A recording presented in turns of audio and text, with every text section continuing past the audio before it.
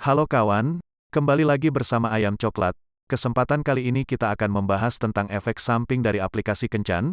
Tidak lupa saya selalu berdoa agar kita semua diberikan lindungan oleh Yang Maha Kuasa. Mari, kita mulai ceritanya. Ini terjadi di Osaka, kisah menyeramkan tentang Saki Kondo, terjadi di daerah Kansai di awal 2018. Saki Kondo berusia 27 tahun, mahir berbahasa Inggris dengan kepribadian yang cukup friendly. Setelah belajar di luar negeri, ia kembali ke Jepang. Saki berasal dari kota Himeji lalu pindah ke kota Sanda untuk bekerja. Karena kemampuannya berbahasa Inggris, dia mampu mencapai level tinggi dalam dunia kerja.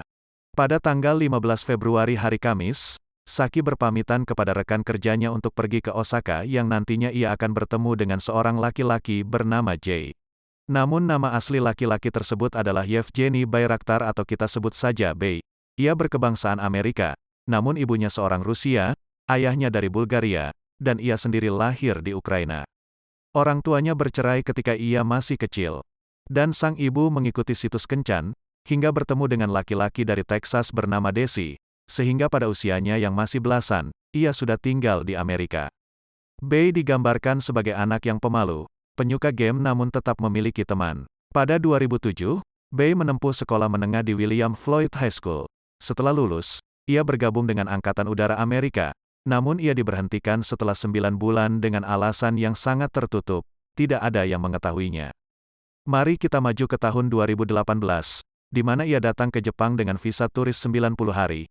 Ia datang bulan Januari dan tinggal di daerah Kansai, Jepang. Ia habiskan waktunya berkelana di situs kencan seperti Tinder. Namun sayangnya, beginilah bagaimana ia bertemu dengan Saki Kondo. Saki Kondo tertangkap kamera CCTV di stasiun Sanda, dan kembali tertangkap kamera di stasiun Omiya, dan terakhir, tertangkap di CCTV penginapan Higashinari pada tengah malam. Tidak ada kejelasan mengenai kegiatan Saki dan Bay pada saat bersama, ada beberapa spekulasi mengapa Saki Kondo menginap bersama Bay. 1. Di mana lokasi dari Sanda dan Osaka sekitar 1 jam perjalanan. 2. Ia tertinggal kereta terakhir. 3. Bay membujuknya. Malam berlalu, keesokannya Saki tidak ada di tempat kerjanya. Koleganya menaruh curiga. Sebab Saki adalah sosok yang sangat disiplin, ia tidak mungkin tidak hadir tanpa kabar. Sehingga salah satu dari mereka berinisiatif untuk menelpon orang tua Saki.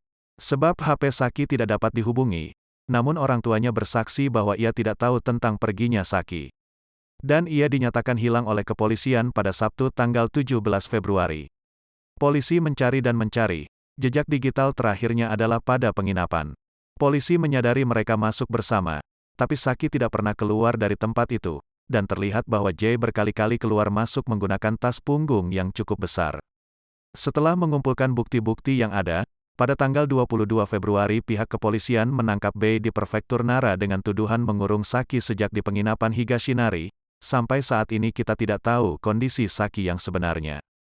Namun Bay menyangkal semua tuduhan. Di hari yang sama polisi menggeledah penginapan Higashinari namun Saki tidak ditemukan. Kejadian ini membuat polisi semakin khawatir akan keadaan Saki. Polisi masih melanjutkan investigasinya, dan menyadari bahwa Bay memesan penginapan lain di Nishinari, Osaka. Pada tanggal 24 Februari polisi mendapatkan surat perintah untuk memeriksa penginapan Nishinari. Seketika mereka memasuki kamar, sedikit kejanggalan terjadi, tercium aroma pengharum ruangan yang sangat menyengat. Dan fakta paling memilukan adalah, mereka menemukan kepala manusia di dalam koper. Setelah penemuan mengerikan ini, pada tanggal 25 Februari Bay mengakui perbuatannya. Ia berkata bahwa pada tanggal 15 Februari setelah makan malam, mereka beradu argumen. Dan ia mencekik Saki Kondo. Ia berkata itu hanyalah kecelakaan dan tidak berniat membunuhnya. Setelah tanpa sadar mencekiknya, ia memotong-motong bagian tubuh di dalam kamar mandi dan berjalan-jalan di area Kansai untuk membuang bagian tubuhnya. Tangannya ditemukan di pegunungan Shimamoto dan kakinya ditemukan di area stasiun Yamashina. Dan sangat menyedihkannya adalah di mana Bay tidak didakwa atas pembunuhan, hanya didakwa atas mengacuhkan mayat manusia. Padahal Bay pagi itu membeli gergaji dan menurut riwayat pencarian di internet ia mencari bagaimana memotong tubuh manusia. Namun pembela Bay di persidangan meminta 5 tahun penjara dengan alasan Bay menyesal.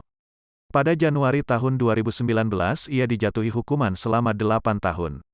Terlihat jelas kekecewaan dari keluarga Saki Kondo. Saya berdoa semoga Saki diberikan tempat terbaik di sisi Tuhan Yang Maha Agung, dan semoga mendapatkan keadilan yang layak. Kejadian ini sangat memilukan, dan berharap kejadian seperti ini tidak terulang kembali. Saya Ayam Coklat pamit undur diri.